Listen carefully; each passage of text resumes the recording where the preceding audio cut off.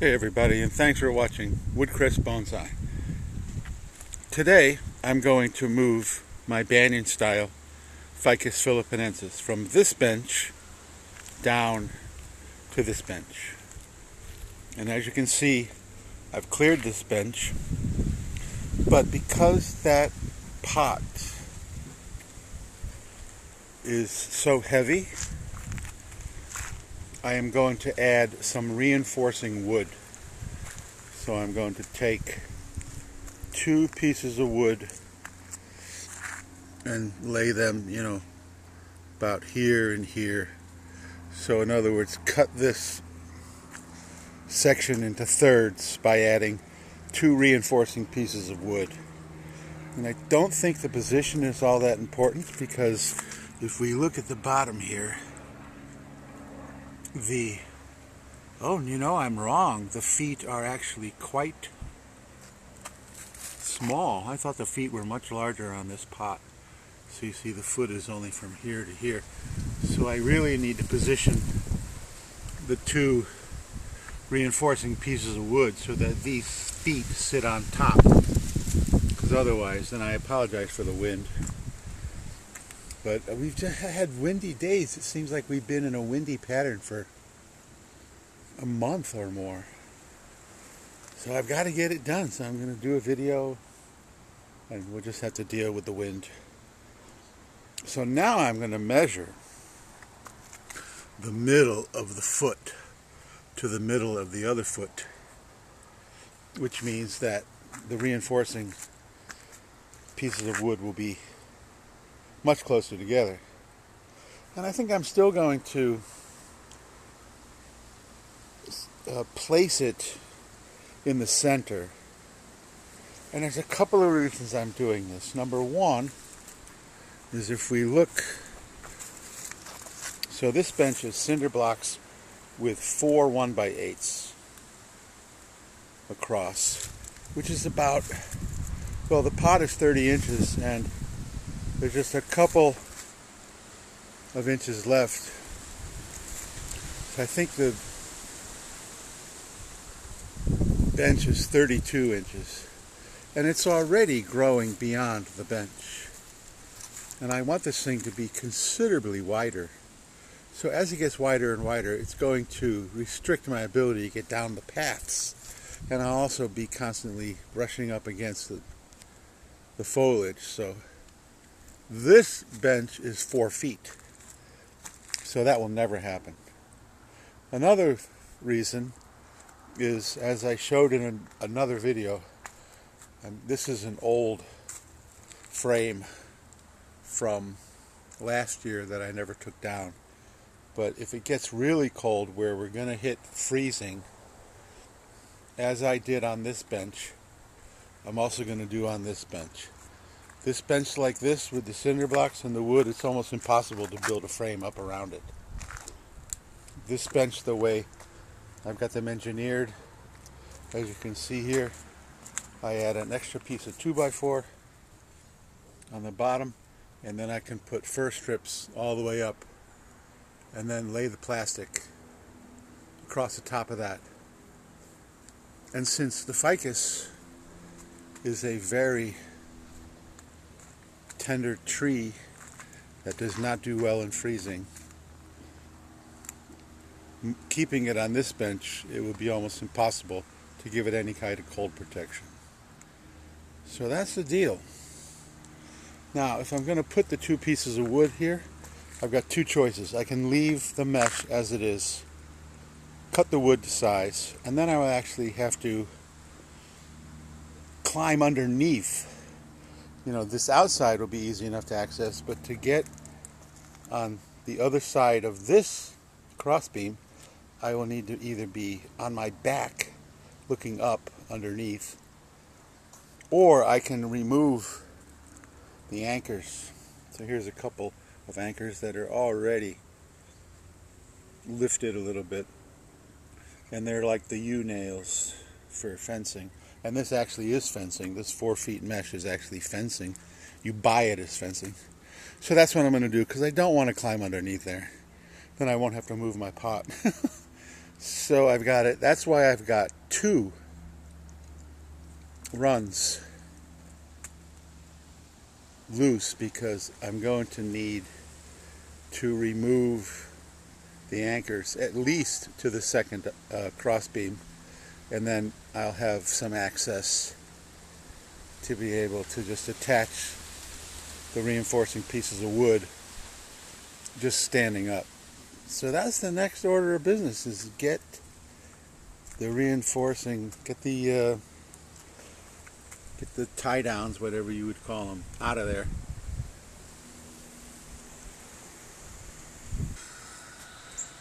The uprights are in, and I thought that this fencing, I know this fencing, you buy it in a roll, so it kind of rolls up on itself, especially when I was installing it.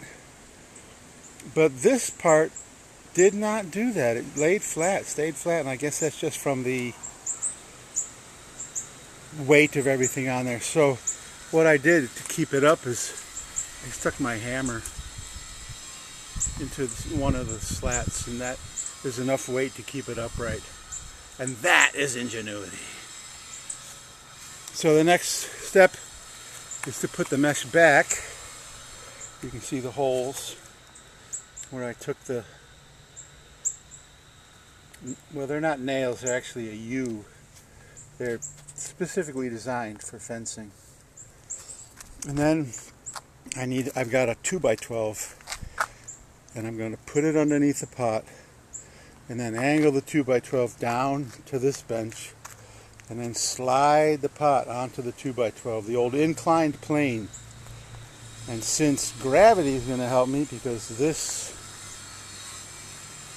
bench is higher, it should work okay. So the next order of business is to reattach the mesh.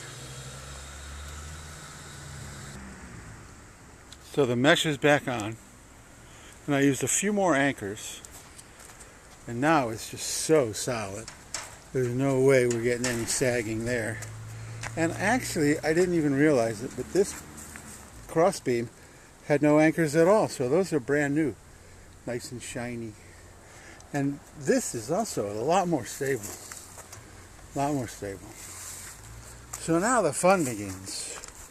I need to get the 2x12, put it up under here, and then attempt to slide that baby down on the new bench. And I really need to get it right, because once this pot hits the mesh, I will no longer be able to drag it along.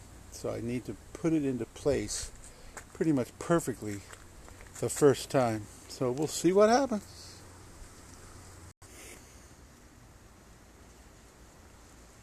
So the board is under there,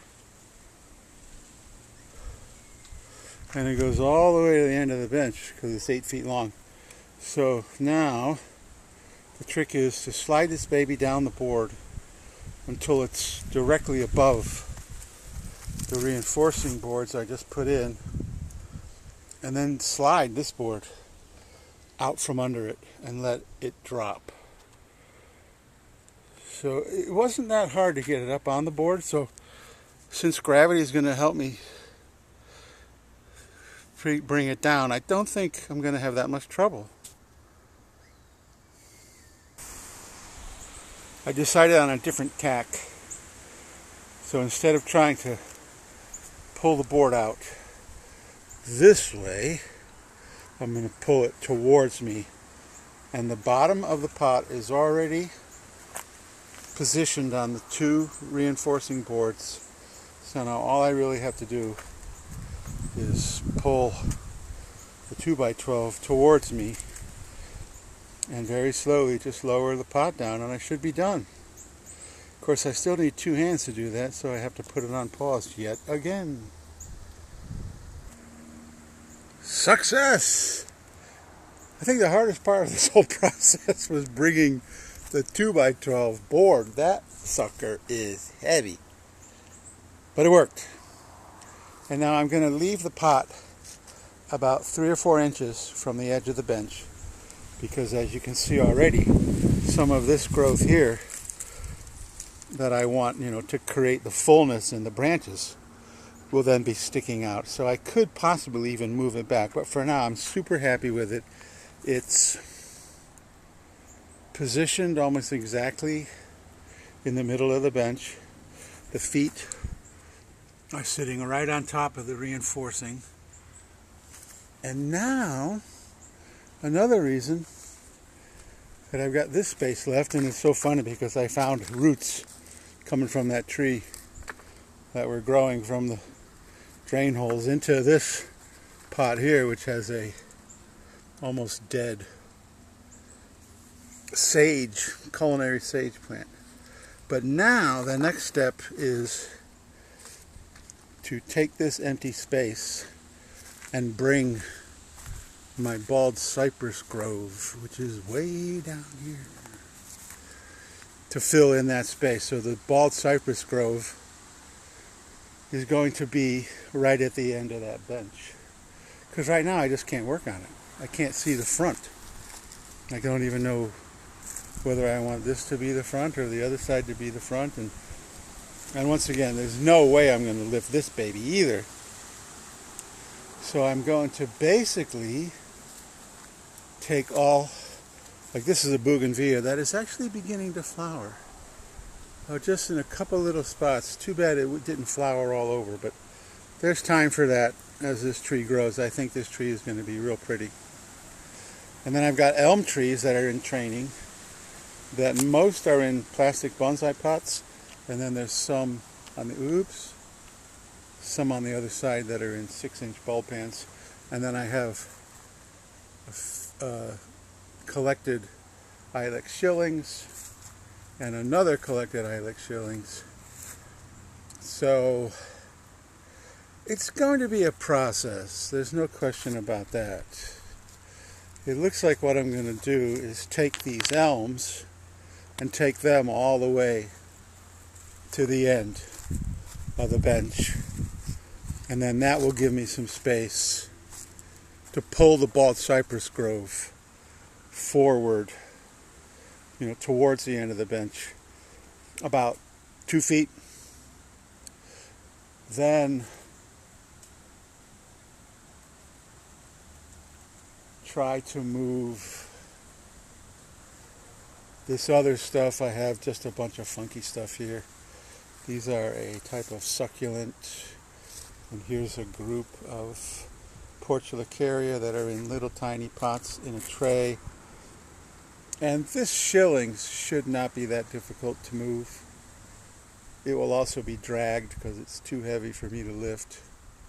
So it's going to be an ordeal, and that's going to be an entirely separate video. So for today, I'm done. I got what I wanted finished, and I'm also done for because I'm tired out. I swear to God, that 2x12 piece of wood weighs, 40 pounds. It just is so heavy. Anyway, thank you for watching. If you like this video, please give me a thumbs up. I apologize for the wind, but if I waited for the wind to die down, I wouldn't be doing a video at all. I haven't done a video in a while, just so incredibly windy. If you want to watch the potential for this guy, please subscribe and hit the notification bell, because I need to wait till it warms up. But I'm going to give this guy some major work come spring. And then the bald cypress grove I will be working on even sooner than that, because bald cypress are a temperate tree that needs to have any kind of root pruning done in the dead of winter. And since I live in zone 10, the dead of winter is in about a week.